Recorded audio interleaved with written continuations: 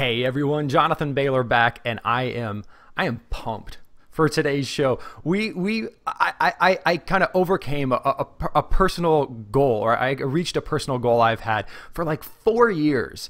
There's been this guy out there, which you've undoubtedly heard of. He has one of the most popular websites in the world, and I'm not exaggerating, who I remember like 4 years ago, I shoot him a little email, and he responded to me, and I was like, what? Oh my goodness. And then I knew he was busy, so I didn't want to bug him too much, but I, dropped him a little email, and then he let me post on his blog, and I was like, oh my gosh. And then today, the crowning achievement has happened. I have brought to you one-on-one the man, the founder of the Primal movement and the best-selling author of the Primal Blueprint, as well as the proprietor of the amazing website marksdailyapple.com, none other than Mark Sisson. Mark, welcome to the show, brother. Thanks for having me, Jonathan.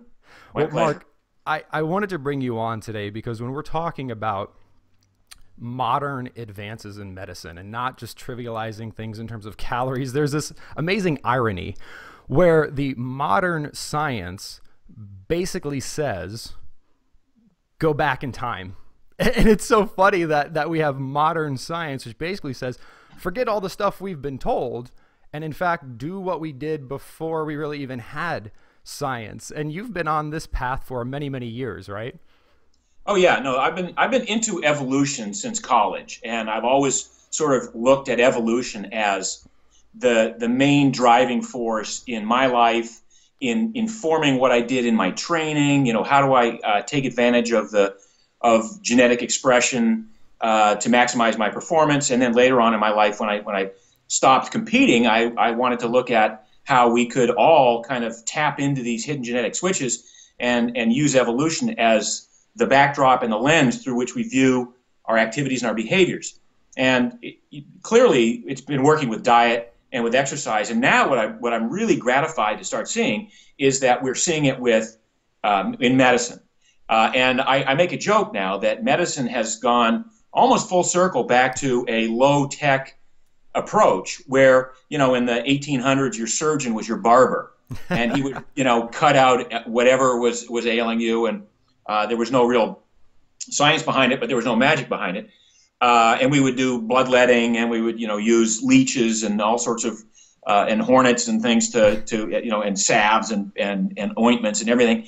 And then we became this science-based medicine group that looked for real novel approaches to dealing with disease, and didn't really deal with what was causing the disease, but how do we alleviate the symptoms? And that begat cutting and burning and poisoning and drugging, which and I think one of the most interesting applications of this, what I call the new low-tech of evolutionary medicine now, is this idea that for instance, you take Crohn's or ulcerative colitis, and I've met so many people who've had issues with that and have been on antibiotics. That didn't work. In fact, made it worse. Prednisone, that didn't work. And then finally had surgery.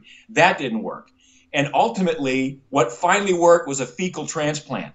How low tech can you possibly get than a crap milkshake, right? and that's the beauty of how the human organism works, is that really it's a low tech in most cases with regard to medicine. There's a dietary component, a dietary etiology, probably the origin of the disease, and certainly a way to either mitigate the symptoms, alleviate the symptoms, or actually fix the condition entirely through diet and exercise. So I'm very excited about the future of this. And it's so promising, Mark, because not only do we see these physiological benefits, but the model you're describing is one with such important psychological benefits, which is getting us away from this myth that we're somehow defective and that we need to have all of these interventions and consciously balance calories and spend our life on the treadmill, because our body doesn't actually know what it's doing. And unless we intervene and like buy makeup and go, just all this artificial garbage, like we're not broken, are we?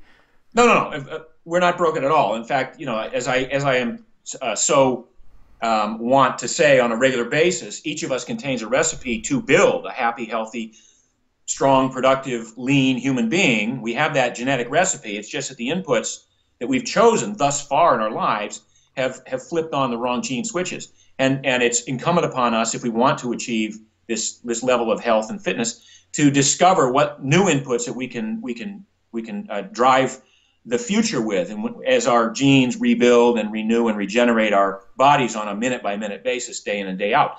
And so we're not broken. I mean, we may be broken in the short term as a result of choices, and I won't even go so far as to call them bad choices. They're just choices.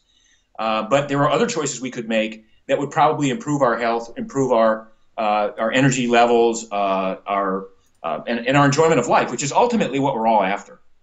And some of those choices, Mark, that you've found to be, I mean, we've definitely covered in this fat and protein and carbohydrate, but you've actually taken it a step further, and even some of these psychological approaches to life to help affect some of those switches. Can you talk about some of these less well-known approaches?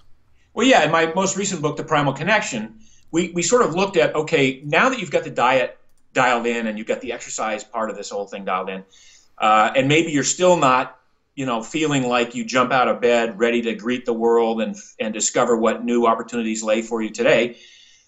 Maybe it's something that's a little bit more esoteric. Maybe it's the fact that you're not spending as much time in nature with the sounds of nature that have a frequency that resonate with the hardwiring of your brain, that cause a release of endorphins or serotonin or other neurotransmitters that would put you in a positive mood.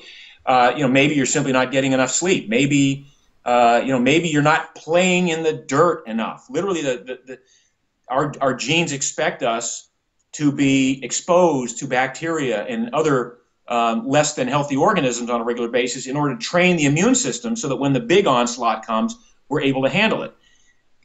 Conversely, we've somehow created this society where everything is sanitized and deodorized and every other ized possible. We've gotten to a point where our immune systems have no information, they got no data coming in on how to build antibodies and to get ready for these onslaughts. And so when we do get exposed to the flu germs on a doorknob, all hell breaks loose. So there are a lot of these different aspects of life that go beyond diet and exercise that incorporate other elements of genetic expression, of epigenetics. And it's sort of my mission is to kind of tap into all of these hacks and figure out how we can incorporate them into our lives. So, for instance, if you're somebody who's not getting enough of nature, but you live on the 42nd floor of a high-rise in New York City, how can you get enough nature? Well, you could maybe get some potting soil and grow some plants on the windowsill or something. Not that there's a windowsill on the 42nd floor, but maybe on your balcony or whatever. But Or you go to Central Park and take a walk and try to listen to the birds and try to listen to the sounds of, get under a tree with a lot of leaves and hear the rustling. Little simple hacks like that can go a long way in getting us back to this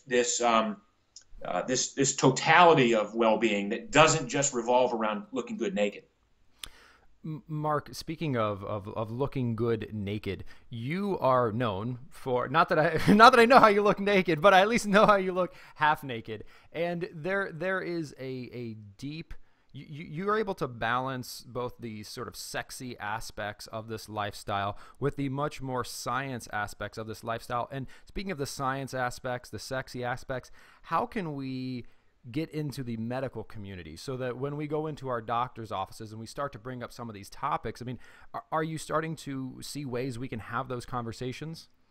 Oh, yeah. I mean, I meet doctors all the time who have read the Primal Blueprint or who are going on Mark's Daily Apple, and that was their first exposure to this way of thinking, and who are now incorporating the Primal Blueprint lifestyle into the recommendations that they give to their patients.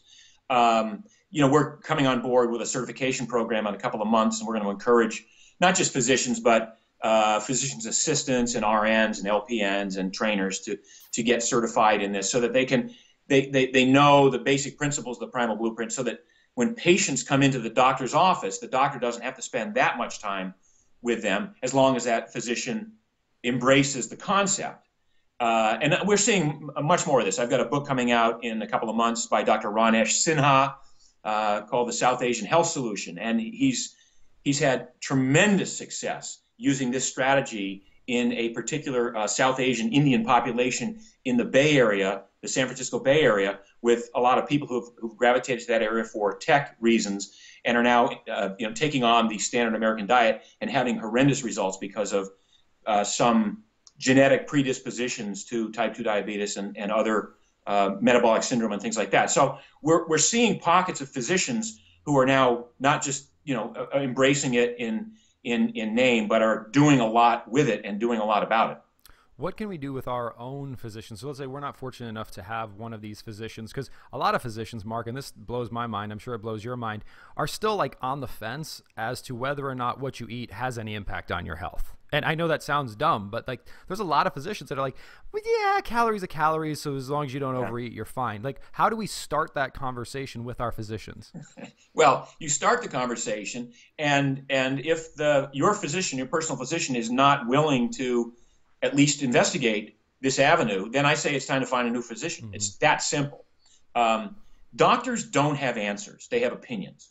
Just like lawyers. Lawyers have opinions. CPAs don't have answers. They have opinions. No offense to any of the professional people out there, but this is not about answers. This is not about black or white, right or wrong, yes or no. These are about choices that we're making in our lives based on the best information that we can gather from professional people that we seek out to assist us with these choices.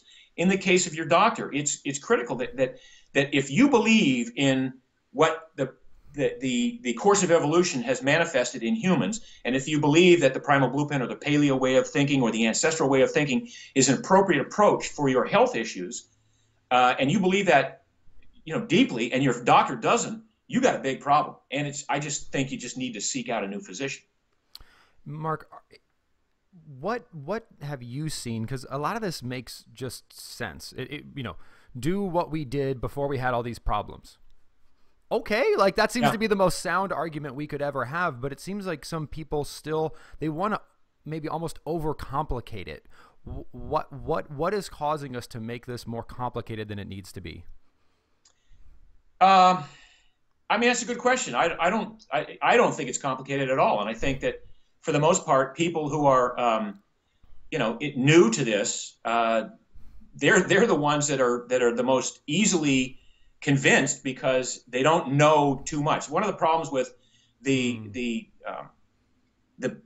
growth in the paleo world and the fact that when I started there were 4 blogs that had to do with ancestral health, and now there are probably 4,000, of which 100 are pretty good. So there's so much information out there, and now it becomes difficult for people to sort of sort out the difference between one dogmatic approach and another. So we get what we call the militant paleos. So no alcohol, no grains at all, no dairy of any kind. Nuts are just little bags of linoleic acid, and that throws a lot of people off. That really creates this sort of orthorexia that we hear the outside world accusing us of, and in many cases, it's probably an appropriate observation at the very least. So with a newbie, it's kind of like, oh, great, I got rid of grains. I can do this 80-20 thing. I figure out, now I can try this I know I can do this for 30 days, and if it works, then I'll do it. I know I can do it for the rest of my life because it's pretty easy. So it's the initial exposure, I think, that's the most clear. Mm-hmm. And then as people get deeper and deeper into it, and they start getting into the science, and they start questioning some of the original wisdom, which I would call. And they literally start to overcomplicate it. And I'm an example of that because the more I get into this, the more doors open. I mean, I started my blog in 2006, so it's 7 years ago. And I thought I'd blog regularly. Every day I'd write a post for a year. And after a year, I would run out of things to say. Well, clearly that hasn't happened because every time we talk about something, there's a new nuance or a new opinion about that may come down the turnpike, and I don't have to address it, but I choose to address it. And I like these questions. But I do think that there's a strong tendency to overcomplicate this. And if it came down to it, people say, well, can you tell me what to do? I've written 7 books now. I've got a blog that's got 3,000 articles on it and 6 million words. I've done events. I've done seminars. The bottom line is I can tell you everything you need to know on one sheet of paper. I'm just taking opportunity to give you the science and to explore some of the other N1 outlier factors and experiments that you might do. But the reality is if you just get rid of the crap and just eat natural, real food, it's quite likely that you'll be well on your way to achieving that lean, strong, fit, healthy body. Mark, that's so brilliant, and I continue to scratch my head as to why the mainstream doesn't seem to be picking up on this, and why. I mean, I think they are. There's obviously been a vast movement. I mean, if you look at the rise in just the whole foods movement, the ancestral movement, the paleo movement, this is all pointing in the direction of food quality, common sense. But you can't help but pick up a women's magazine or a fitness magazine and just see this ridiculous dogma. What can we do as viewers of this, as influencers, to help make that mainstream difference? It's really tough, and I'm a cynic at heart, and or a skeptic, I guess. But I think that this whole movement has flourished thus far on a grassroots one-to-one basis. Mm-hmm. Hey, Jonathan, you look great. You lost some weight. How did you do it? And then Jonathan says, well, you know what? I stopped eating grains. I cut out the sugar. I'm exercising less, actually, but I'm smarter about it. And it's this real one-on-one. It's almost like multi-level marketing, although that's not something I'm a big fan of. And to think that we could maybe, get public policy to adopt this is just ridiculous. It's just not. It's not ever going to happen. So the only way we're going to get real large-scale buy-in as a nation or as a world is through corporate America saying, look, we understand that we want healthy employees, happy employees who are energetic, who don't need to take a nap at 2:30 in the afternoon, who don't lose days to sick days. If we could get corporate America to say, all right, we'll provide this information for the large part of our employee population. I can show any company that's willing to allocate X amount of dollars and say a couple thousand employees that over an 18-month period they'll save 2, 3, 4 times their investment in increased productivity and worker satisfaction and that sort of thing. But there aren't that many companies, particularly today, that are willing to take on that sort of experiment, given the financial status of the world. Now, having said that, there are some that I know of that are in the process of trying this out, and I'm anxious to see what the results are.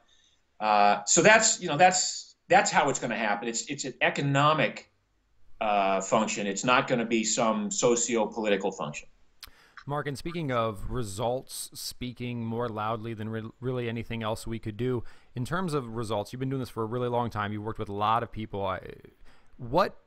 And this might not even be a fair question, what delivers more results? Is it literally the elimination of the really bad stuff, like the stuff that everyone agrees on, like the elimination of sugar? I don't know too many vegans which are like, yep, eat sugar, it's plant-based. So it's just like the elimination of the stuff that everyone agrees is bad, or is it the addition of stuff that some people may disagree on? Well, it's largely the elimination of stuff, and that's why you'll see an intersection of healthy populations who have gone from being unhealthy to trending toward healthy, and you'll see them in vegans, in vegetarians, in fruitarians, in carnivorous paleo people, in quasi vegan primal blueprint people. I'm suggesting that it's all likely the result of the elimination of these toxic foods that's driving the initial response. Now, over time, remains to be seen who's going to be the strongest or fittest or leanest. But for sure, I think it's important that we recognize that it's the elimination of the processed crap, the carbs, the sugars, the omega-6 oils, that's the first level of achievement. And that really does happen across all of these different diet modalities. So, Mark, that said, and let's get back into the psychology piece of this a bit, because I know you've got quite a bit of passion there too. If we all agree on whatever, the 60%, the 70%, the 80%, why is 99% of the time spent talking about that which we disagree on, rather than maybe like uniting and trying to make Kraft do something different, or making Unilever try to do something different, or make Washington do something different? Well, it's interesting because you talk about these large multinational corporations who own most of the brands that consumers consume. At the Ancestral Health Symposium this summer, there was a session there in which Hamilton Staple he did a presentation on sort of what is the size of the paleo market, and how do we arrive at who we are, and at what point do we hit a critical mass. And sort of the bad news was that at the high end, there are probably only 3 million people in the United States that are aware of and live any kind of a paleo or primal lifestyle. That's less than 1% of the population. So when you keep in mind the fact that the Krafts and the Unilevers and the Procters and Gambles, they're all selling to the other 330 million consumers. They don't care. They don't care to sell to a tiny segment like that. So again, it's economics. And if you're a large multinational corporation that's got stockholders that are anticipating you showing a profit by creating great tasting foods, so what if they're bad for you and they don't cost much to make? Then that's sort of your mandate, and that mandate is coming from stockholders, not from consumers. It's going to be a problem for a long time. So that's why, like, I'm starting a food company now. So I've got Primal Blueprint Foods coming out in 2014, because I really honestly believe that we need to address at least the 3 million of us, which is not an insignificant number.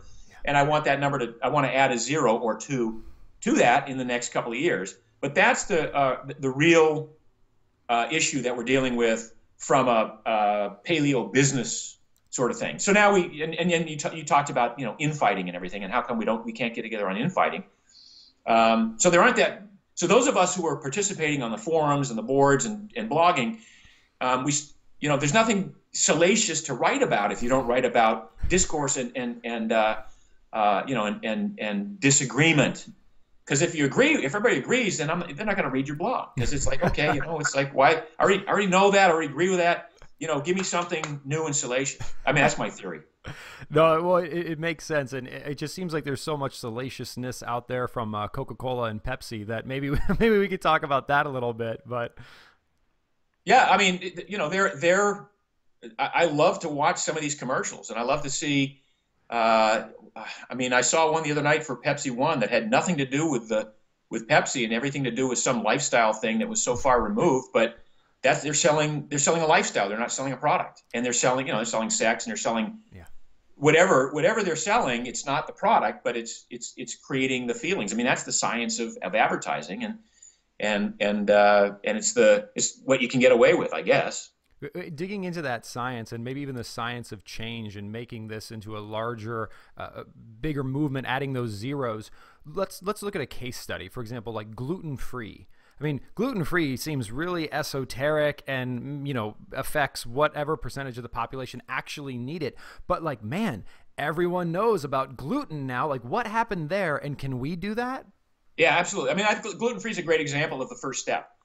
There is awareness now and again, it comes from the media. The network television glommed on to the fact that there were people out there who were suffering from gluten. That was a salacious story, by the way. That was a story where the food manufacturers were putting, we've been growing this wheat that's been specifically selected for its gluten content, because that's glutinous protein.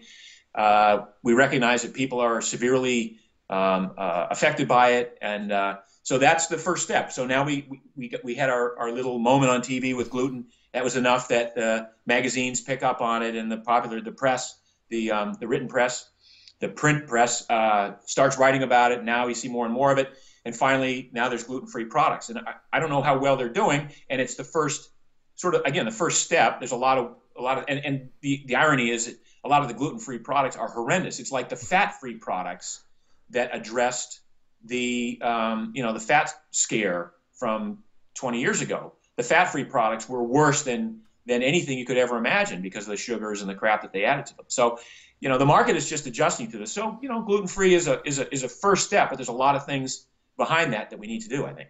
So we've got gluten-free, and I'm also just thinking, I recently flew to Manhattan, and when you book your flight, you can make special dietary requests. And there's of course like kosher, halal, there's gluten-free, which is new. There's also vegetarian options. What do you think we would have to do, and what would we call it, to get that primal, that paleo, or just eating things found in nature option added as a mainstream lifestyle? It's probably not going to happen in my lifetime. I honestly believe that. I think I love what we do. I feel a real sense of liberation and freedom because I get to choose. Not only get to choose the types of food that I want to eat out of, and it's almost like a game. You go to a store and you go, okay, I'm foraging here for healthy food versus wickedly unhealthy food, and I know how to do that. I've got the skills. I'm a really skilled forager. I know how to do that. So there's a sense of empowerment when I do that and when I teach people how to do that. And so they can go to a restaurant and they can order anything off the menu. And if it's not on the menu, they can ask the chef to prepare something with a little bit of this and a little bit of that, because I know you have it in the kitchen. I know you have a stick of butter somewhere in the kitchen, right? So, and it's those sorts of skills that we're encouraging people to take on that allow us to thrive in an otherwise an environment that's sort of full of hurdles and other impediments to this pathway. But are we going to get a paleo option on United Airlines? I severely doubt it, or I sincerely doubt it.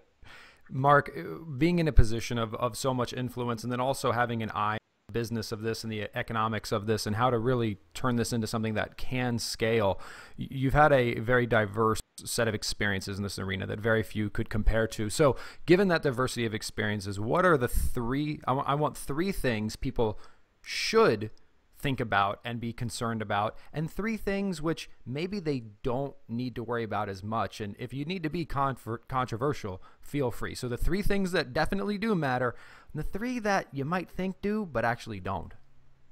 The three things that matter are sleep, cutting out the bad, the toxic foods, and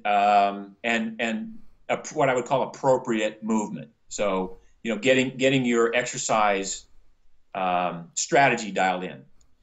And three things that don't matter. At least as much as we've heard. Or... Yeah, as much as we've heard.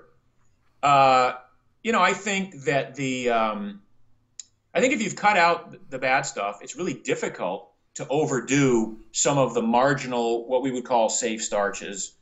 So I don't think people ought to worry that much about certain types of sweet potatoes or fruits, or that type of carbohydrate thing. Provided, again, if you've eliminated all the other stuff, you're going to fill up pretty quickly by the time you get to, 150, 200 grams a day of carbs. So I'd have people who are not on a ketogenic program not agonize that much about their carb intake. What else? What wouldn't I worry about? Oh, geez. Because all this salacious stuff that we're disagreeing about. What does Mark say? Examples of what I should worry about. I don't worry that much. So what should I be worrying about, Jonathan? Well, I like what your statement about nuts, about being little bags of linoleic acid. Certainly, there's been some talk about, are nuts actually healthy? So it seems like you have some strong. Yeah, well, but that's an example of, again, all things in moderation. I hate that term, but I'm going to invoke it here. I look at all foods on the spectrum. And so with nuts, I say, some nuts are great. Macadamias are really, really good. There's nothing wrong with them. It's kind of hard to overeat them because they're so satisfying. On the other end of the spectrum, peanuts, cashews that have been prepared in some kind of a, corn oil, safflower oil, high omega-6 preparation are probably not that good. They're not a great choice. So somewhere on this spectrum, nuts are either quite good for you or not good for you at all. And in the middle, you can overdo them. And a lot of people are trying to lose weight, say, well, paleo says I can eat nuts, so I'm going to eat nuts every time I feel a hunger pang coming on. Next thing you know, they're eating, 1,200 calories worth of nuts every day, and they wonder why they're not losing weight. So, maybe I would put that on my thing to be more concerned about is nut intake.